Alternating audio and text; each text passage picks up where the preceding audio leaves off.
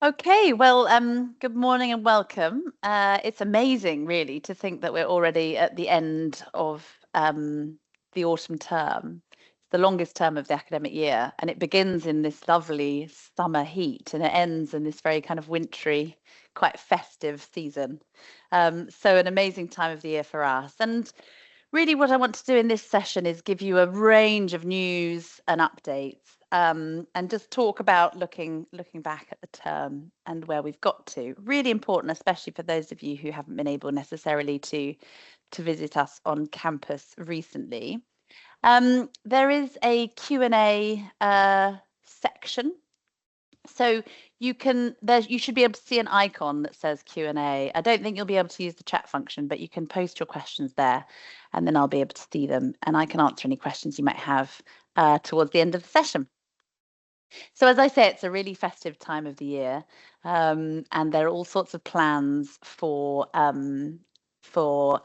Christmas concert, Christmas events next week, particularly before term ends.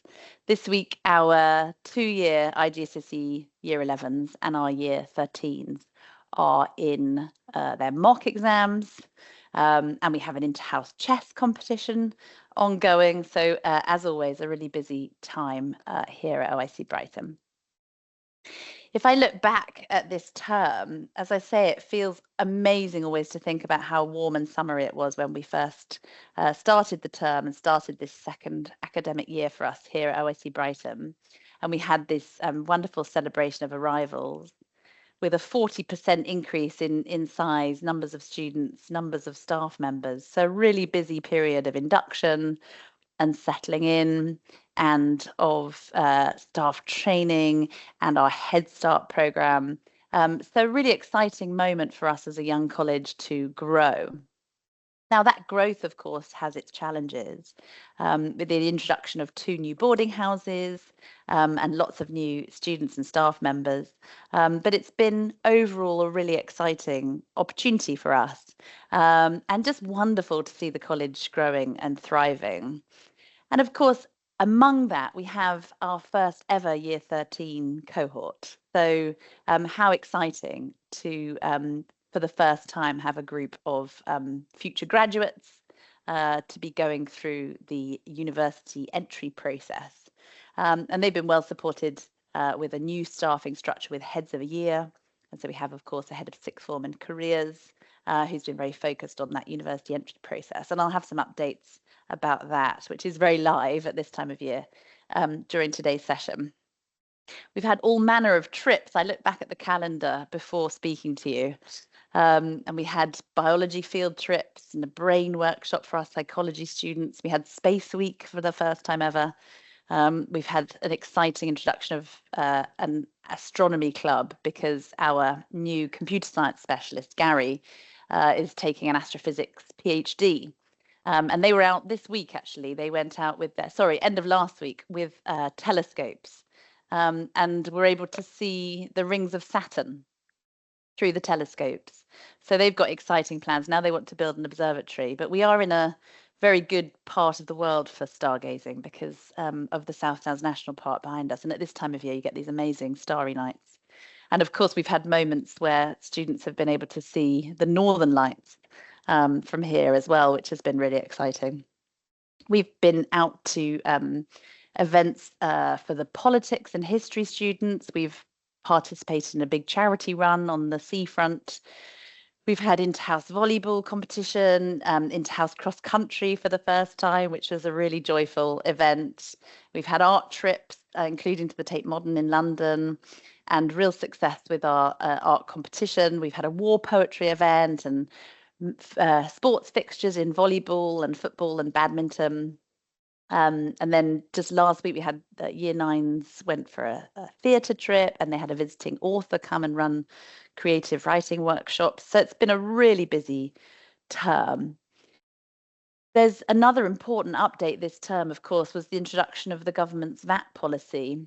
This policy, the timeframes within which it was introduced, and also the exact details of it, came as a bit of a shock to the sector, all independent schools in the UK.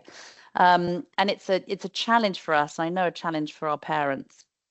So VAT is chargeable on school fees across the UK independent sector at a rate of 20% from January 2025. And we're committed, as I wrote to parents in November, to mitigate the financial impact of that. And we're able to recover some VAT incurred on various costs to the college. So our updated fees reflect this overall increase, a sort of net position on VAT. And it means that from term 2 onwards, the fees will increase by 15%, which is inclusive of that 20% VAT. And that's as a result of the legislation. So there's been quite a lot of communication with families about that, and we're very conscious of that being an unexpected mid-year increase in fees. But as you'll understand, this is at the decision of the British government, and is a challenge for everyone across the sector. So I hope that you've been able to appreciate the communications around that and the position that we find ourselves in. I wanted to share some wonderful student achievements from across this first term of the academic year. We've had all manner of competitions and outcomes and wonderful things to celebrate. I think we have 15 students in the UKMT Maths Challenge and 23 in the American Maths Challenge. So some really outstanding performances from our mathematicians. I think in the UKMT earlier this term, we achieved 8 gold certificates, 7 silver certificates, and 8 bronze certificates. And I know that 2 students have been invited to the next round of the British Maths Olympiad, and 6 to the Senior Kangaroo follow-on round. And there are some standout performances from 1 year 13 student with a perfect score of 100%. So some wonderful achievements from the maths department, as you can see on screen. Earlier in the term, we had some great success in the John Locke essay competition, students writing about economics and history and politics. Highly commended awards for some of our sixth form students, very impressive. You can see a photograph of a very happy Teresa from our chemistry department here on screen. This was the top of the bench chemistry competition. It's a really prestigious challenge that's held up the road at Brighton College, and all the local independent schools are competing in it. And our team, 2 members of the team you can see on screen, came second overall. So really impressive, first ever attempt for OIC Brighton to be in the chemistry challenge, and a really impressive outcome. And you can see also the wonderful art pieces that were recognised in the Independent Schools Association's national art competition. We hosted their regional art competition in June, and the national competition was last month in November. And we had a number of pieces that had been progressed into that national competition, and very proud of Cynthia winning first place for the wonderful, very large piece that you can see that reflects some of the architectural facades around our Ovingdean campus, and highly commended for Nikki, the wonderful chess drawing that you can see there and print. So really impressive kind of breadth of achievement from our students in the arts and the sciences, which we're really proud to share with you. Another key focus in the autumn term, and really throughout the academic year, is on the students' future plans. Our new students in all year groups have been encouraged to explore their future plans and nominate their career pathways programme. And this term has seen a range of really impressive work experience opportunities, which I think are great. And it means that we're starting to build those local connections with businesses and companies and organisations that can offer work experience to our students. We know it's really crucial. I've been doing practice interviews with students in year 13 recently, and when they're able to talk firsthand about experiences that they've had, it's really valuable. There's a really lovely moment for me when students came back from an architecture work experience placement in Enrichment Week. And they'd made portfolios and they'd done some really hands-on design work. So they were able to talk really passionately about what they'd learned and experienced. But for one of the students, when I asked her, how was the week? What did you gain from it? She said, I always thought I wanted to be an architect, but being in that office made me realize that it is absolutely the career for me, and that's exactly the kind of organization I want to work for. And I thought, wow, what a valuable experience to have that and to know with such confidence that this is the place for you. And it means that, you know, the applications to university, the way in which we talk about our future plans is so strengthened by experiences like that. We had 3 students go to MIT. You can see it was featured in the local newspaper. That's an annual conference organised through Nord Anglia Education at MIT, and the most extraordinary learning opportunity. These 3 students benefited hugely from that, and they were apparently had to be sort of dragged away from all of the MIT professors because they had so many questions and so many follow-up things they wanted to discuss. The opportunity is offered again to current year 9 and year 11 students, so that when they, if they're lucky enough to go in October, they will then be in year 10 and year 12. And the deadline for entries for the initial round of competition will be the end of January. So our STEAM team will be launching that with students before the end of term. Opportunities for students to compete for a place on that prestigious course, which I think would be wonderful. It's worth mentioning on the topic of student achievements that Mara, who you can see there, who was in MIT, flew back via Brazil to attend the World Chess Championships, which she then won for the UK. So we have the world chess champion in our college. So I think she's going to be tough to beat in this week's Interhouse chess competition, but I know there'll be lots of contenders. I mentioned as well a wonderful opportunity to volunteer in Nepal with Projects Abroad that's particularly focused on our sixth form students, and that takes place next summer, and you should have had information through about that. And that's another really good example of where if you've got, particularly for medics for this programme, an opportunity to volunteer and gain work experience, but in a more challenging setting, really helpful supporting those future plans. So there's the medicine volunteering opportunity in Nepal next summer. There's MIT, I've mentioned, which students can apply for a place on by the end of January, and that would take place next October. And there's the Iceland trip for current year 9 and 10 students, which takes place next April during the spring break, which is a really wonderful opportunity, particularly I think for geographers, but I'm sure many would be excited to go. So all of those should have come through to you as parents. If you're not sure, then just drop us an email and we can send across the details. As I mentioned, it's a really busy time in terms of university entries. Our obviously early entrants, so medics and vets and Oxbridge applicants had to apply by mid-October. Most of our year 13s have now also submitted their applications, including to overseas universities like the US and Hong Kong. And then a small number are awaiting results from this week's mocks to try and review their application and position in terms of grade outcomes, ready for the January deadline for UCAS. You can see here the full spread of universities that our students have applied for. And I think that's interesting to note because it gives you a sense of the kind of interest and cohort that we're having in this first ever year of doing university entrance for OIC BREEZE students. So we have more applicants to Cambridge than to Oxford at the moment. And Gemma and I joke that this is possibly our bias, but actually Kirsten has worked in both Oxford and Cambridge. So we try and be very neutral in the advice that we offer. And you can see that we have a number of medics and vets and a lot of interest in the London universities. And quite right too, they are excellent universities and they offer a really exciting range of courses with very high entry standards. So it's a real challenge and it's really wonderful to see our year 13s setting themselves that challenge and being aspirational. As things stand, we have 11 Oxford and Cambridge interviews already scheduled and they start this week. And we have 7 medic and veterinary medic interviews already scheduled. So these are invitations already received by Year 13 students.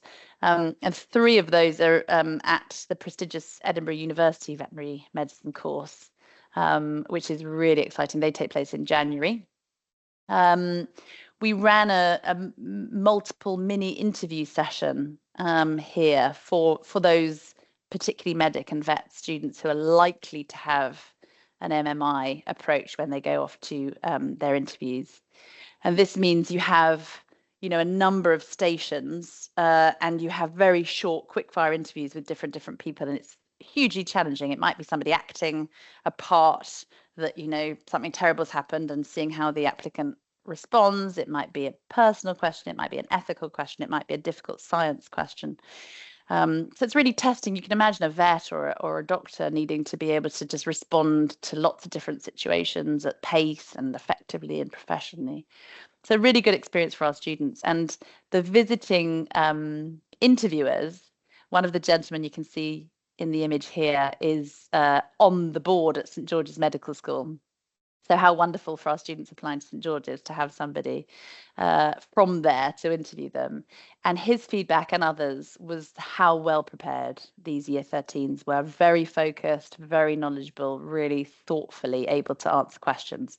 The students, of course, found it really difficult and really challenging, but in a good way. But lovely to have that feedback, and really excellent experience for our Year 13s. So thank you to my colleagues for organising those. I've been involved in a number of practice interviews this week. I've got a couple more scheduled with our Year 13 students. And I think that my advice is always that they should enjoy the interview.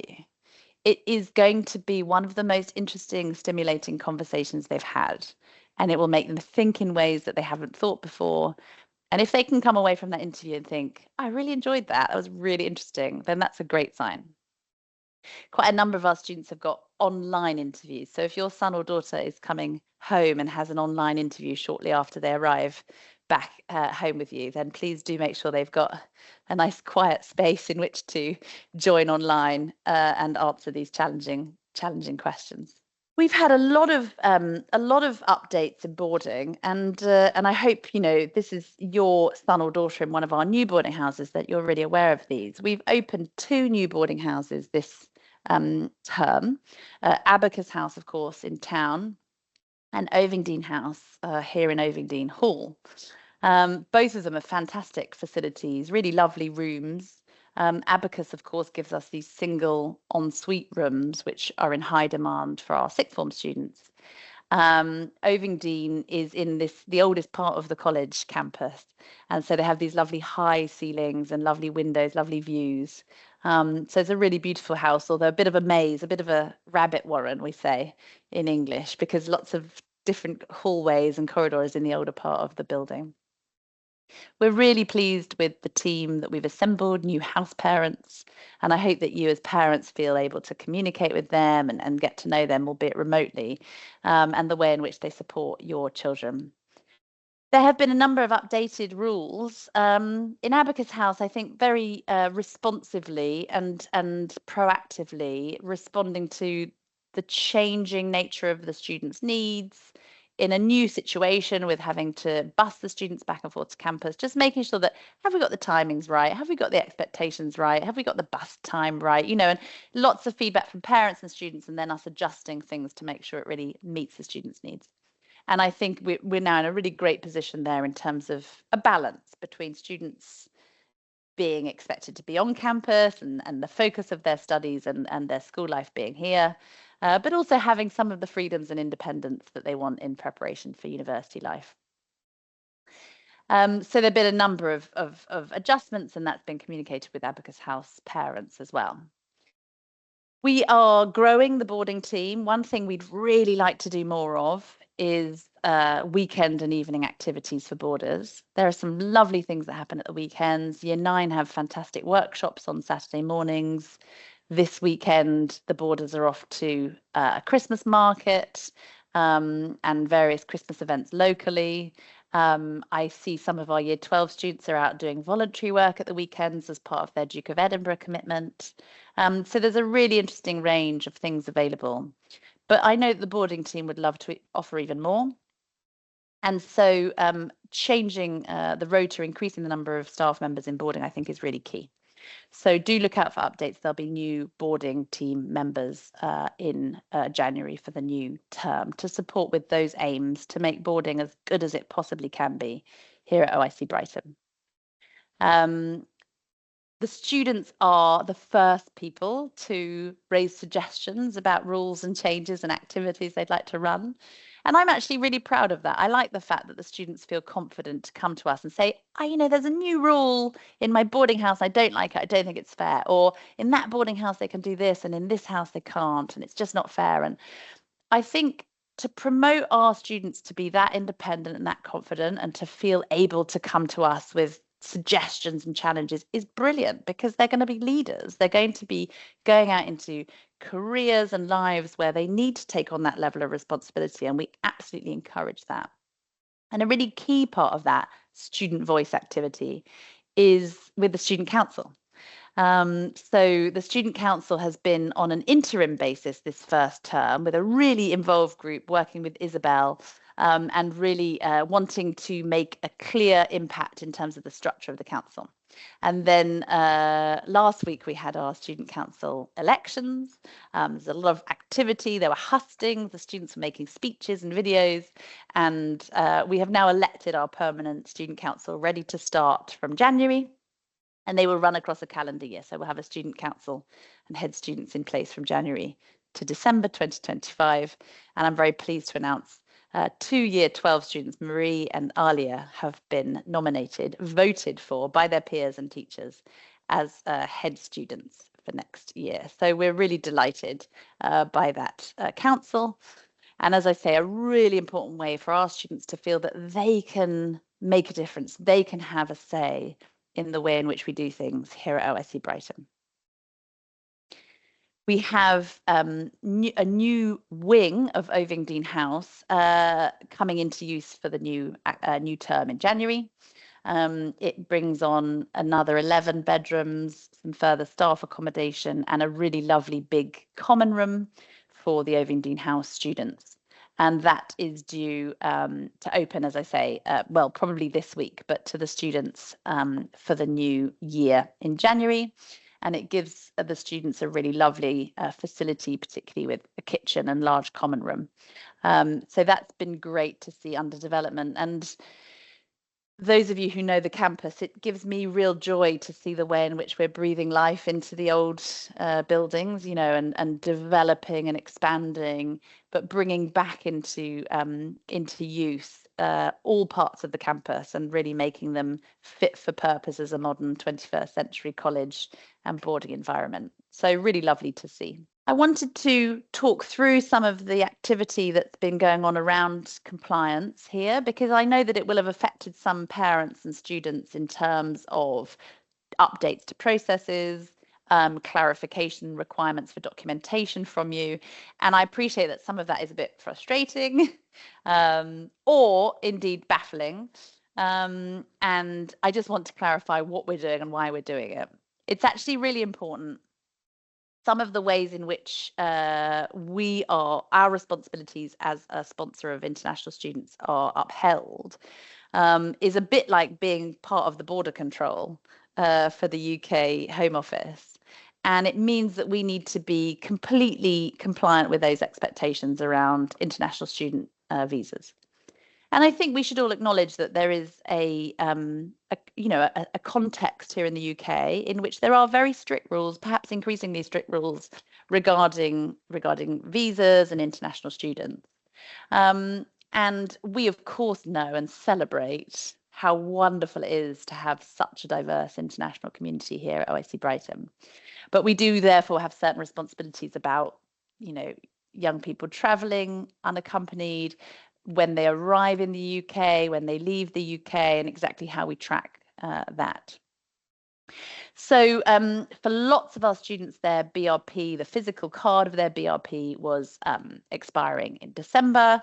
And so they have had their e-visas updated. Now, this is quite a straightforward process. And indeed, lots of schools will just expect you as parents to do it at home. We've deliberately said we don't want students to travel without having got that updated, just to avoid any risk of confusion when they re-enter the UK in January. And so we've sat down with them, and they've undergone the forms, and they have to have their phones and take pictures and so on. And anyway, then they get their shared code. So that's all sorted for our students, and it means moving forwards that they don't have the physical card. It's all a digital visa, which is easier. We are recommending students with visas to bring their BRP when they do re-enter the UK as well, because this is the new system for the border control too. We've had a really good look at the way in which we manage travel to and from campus. Ultimately, our responsibility is to ensure that we know when a student arrives in the UK, and we're confident that they are safe in getting from that flight to here on campus, and vice versa, that we can support them and safeguard them all the way until they get onto that flight, because we're acting for you as parents in that regard. And so that's why we've been really clear about the reach permissions and the travel arrangements and the recommended taxi companies. And that's really a safeguarding measure to ensure that we know that students safely reach their destination, safely arrive on campus as expected. And that's a really important part of that process. We've also updated our expectations around guardianship in the sense that we're doing very stringent checks on the guardians, where they are, who they are, what they're able to do.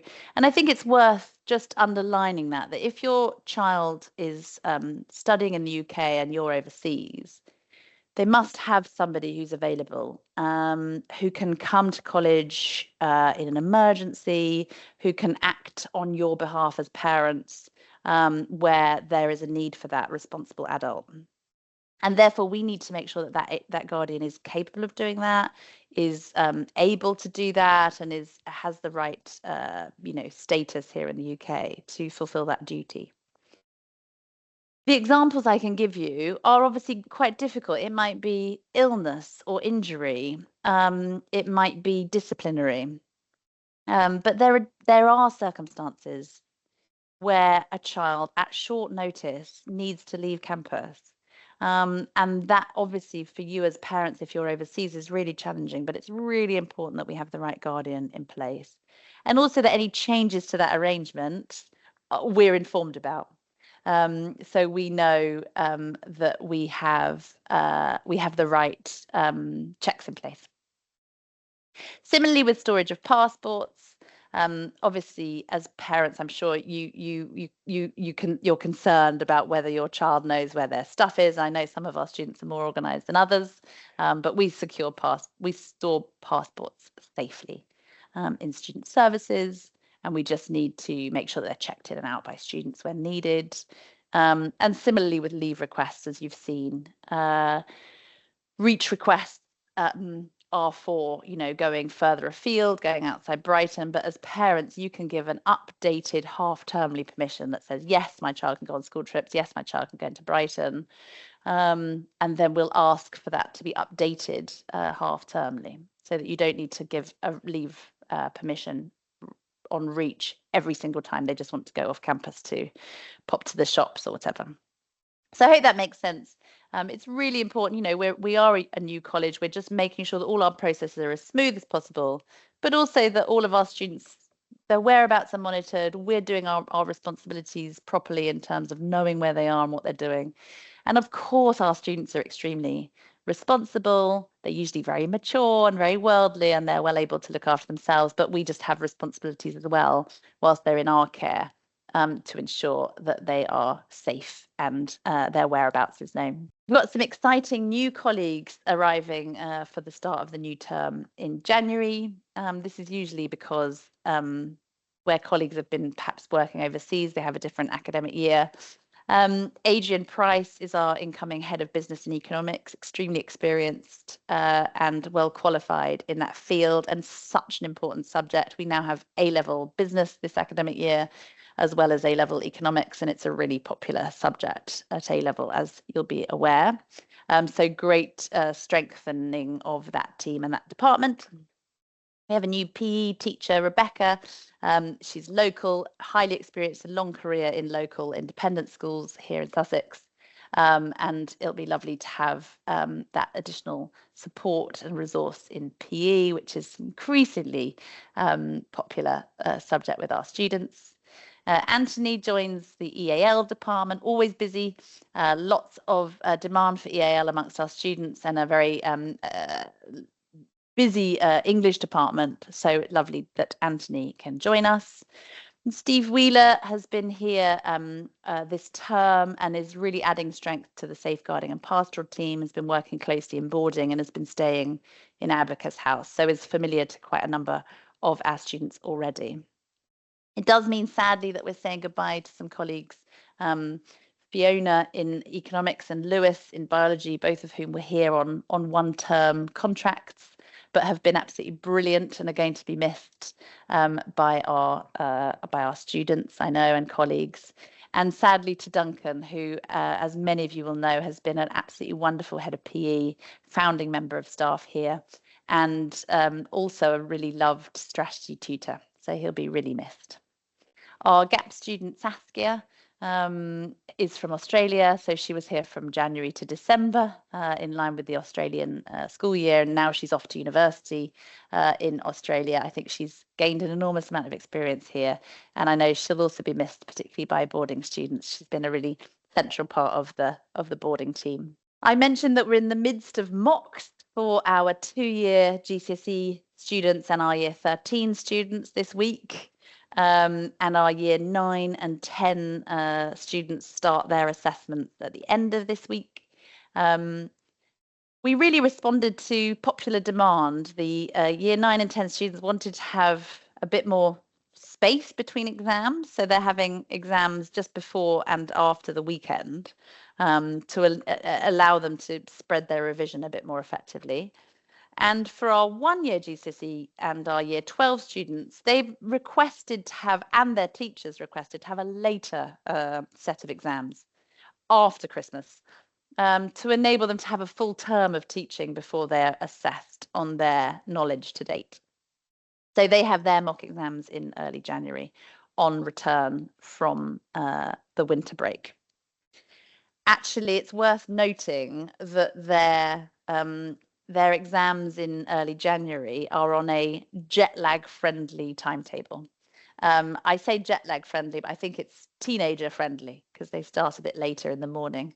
And that should support them in making sure that they're well rested and able to recover from their travels. We have end of term reports for years 9 and 10 next week. And the year 9 reports are comments, teacher comments on the students' first term here at OICB. And for year 10, obviously skip results alongside subject comments from their teachers. And we have parent calls, so the equivalent of a parent-teacher meeting or parents' evening in that first week back after the winter break. So you'll be receiving information about how to sign up and schedule those at the end of this week, if not beginning of next week.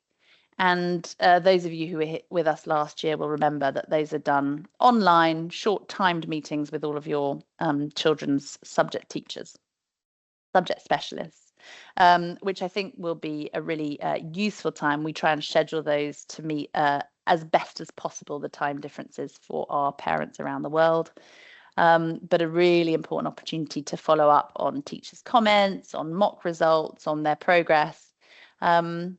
Our students get so much feedback, and I know that you as parents can see the grades and targets on Parent Portal, but do engage with our wonderful teachers around this important time for feedback and target setting, because it's such an important and supportive process for our students. I wanted also to mention this brilliant project that we're able to be involved with at the moment. So this is through Nord Anglia Education. They started a project with Harvard University on metacognition and learning behaviours, and they were particularly focused on early years education. And that's now expanded into the Delta project to also look at secondary age students. And this is really research that's happening all over the world, but with particular expertise from Harvard University.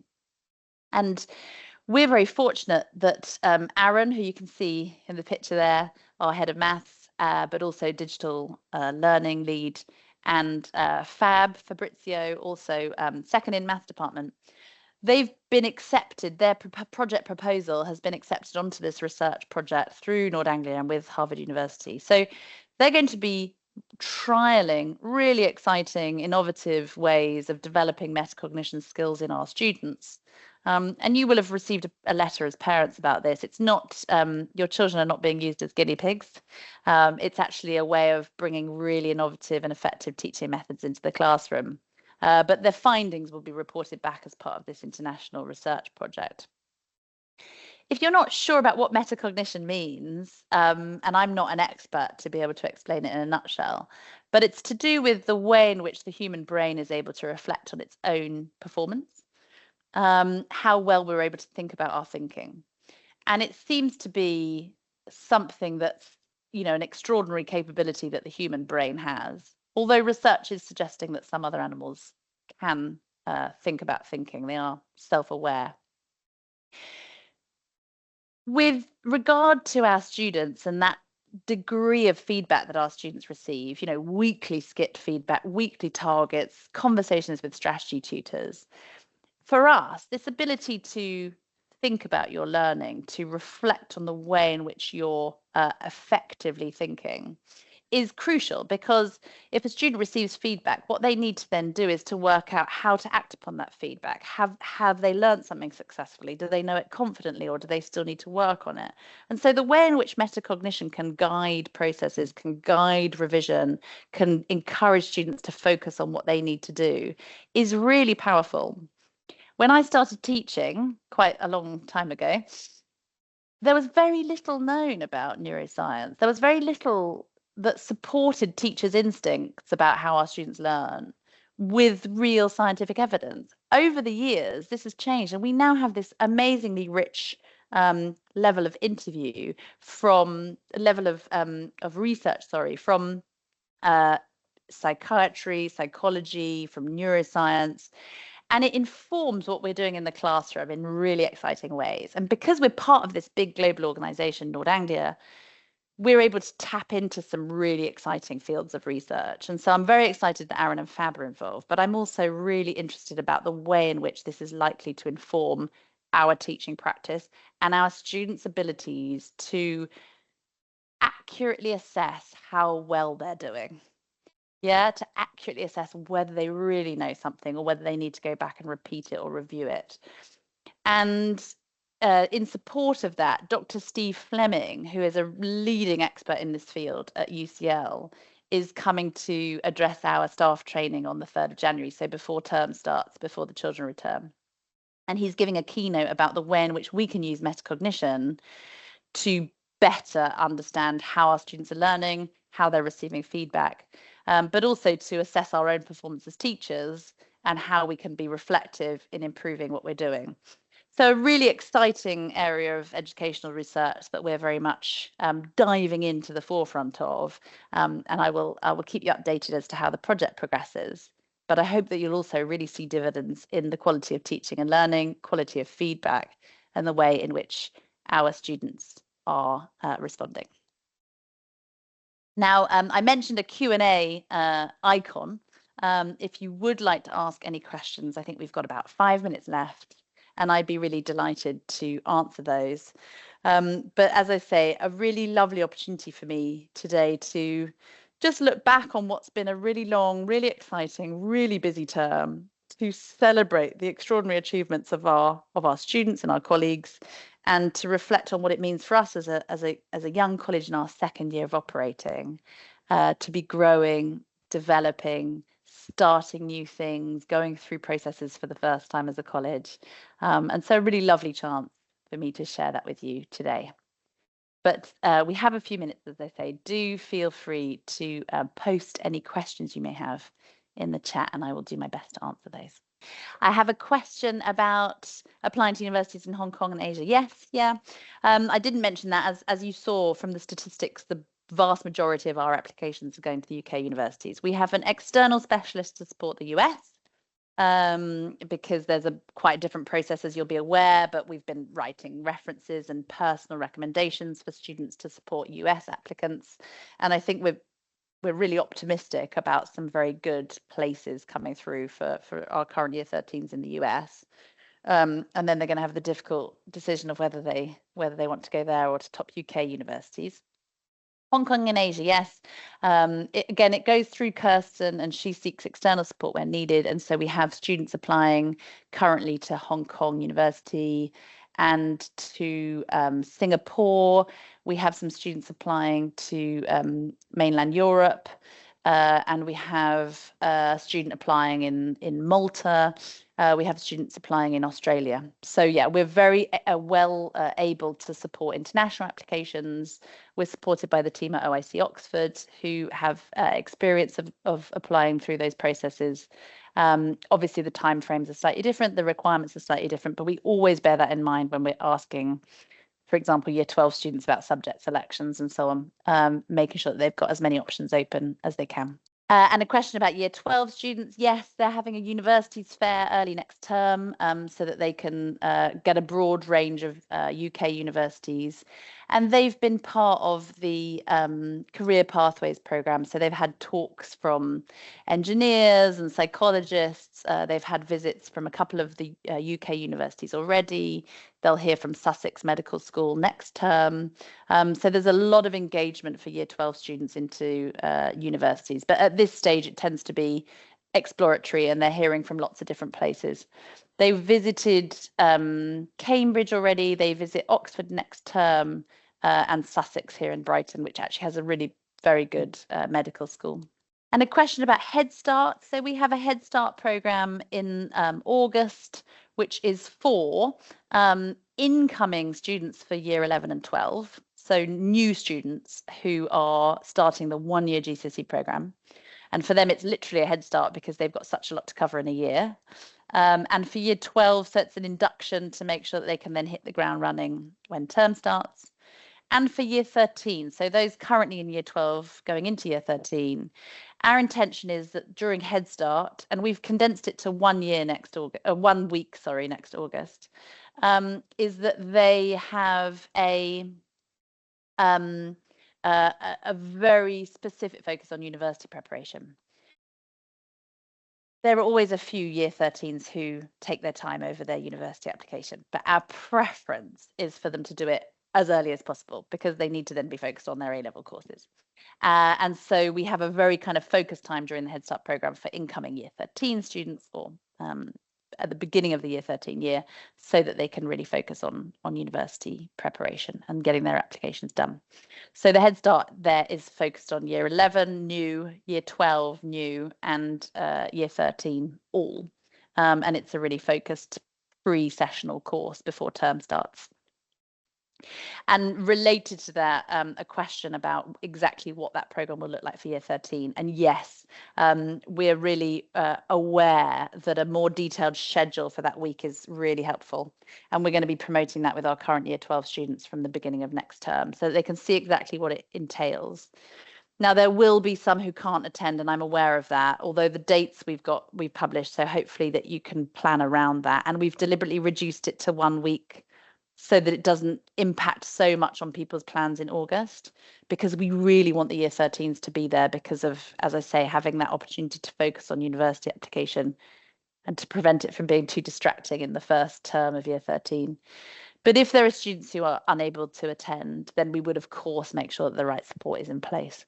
But it's just giving them that level of focus and individual focus and external expertise all in one kind of intensive period, which I think will be really beneficial.